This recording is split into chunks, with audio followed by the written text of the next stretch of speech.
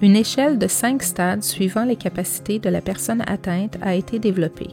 Cette échelle n'est qu'un guide général et une personne atteinte peut se situer entre 2 stades. Stade 1.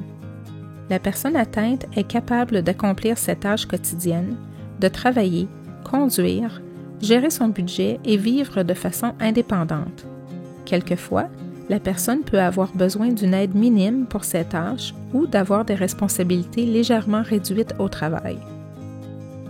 Les symptômes présents peuvent inclure de petits mouvements involontaires, de légères pertes de coordination, des difficultés à résoudre des problèmes complexes et quelquefois de la dépression et de l'irritabilité.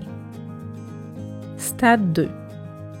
Le travail est de plus en plus difficile et les responsabilités doivent, si possible, être simplifiées.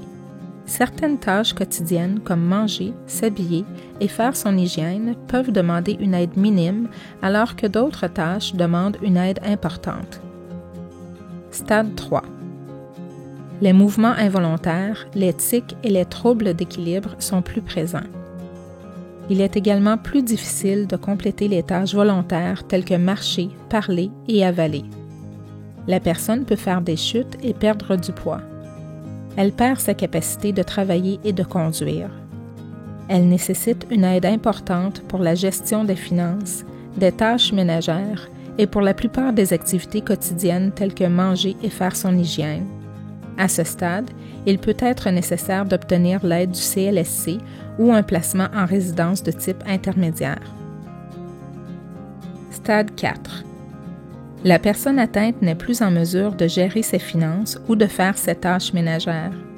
Des soins peuvent être fournis à domicile, mais les besoins de la personne seraient mieux traités dans un établissement de soins de longue durée.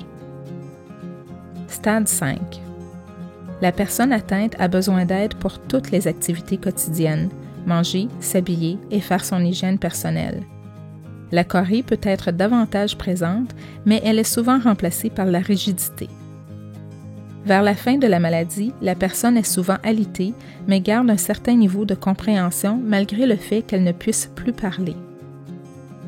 Des soins infirmiers spécialisés à temps plein sont nécessaires. Les centres de soins de longue durée sont souvent la meilleure option. Le décès survient habituellement de 10 à 20 ans après l'apparition des premiers symptômes de la maladie. Le décès est lié à des complications telles que la pneumonie, l'étouffement, l'embolie pulmonaire et les infections.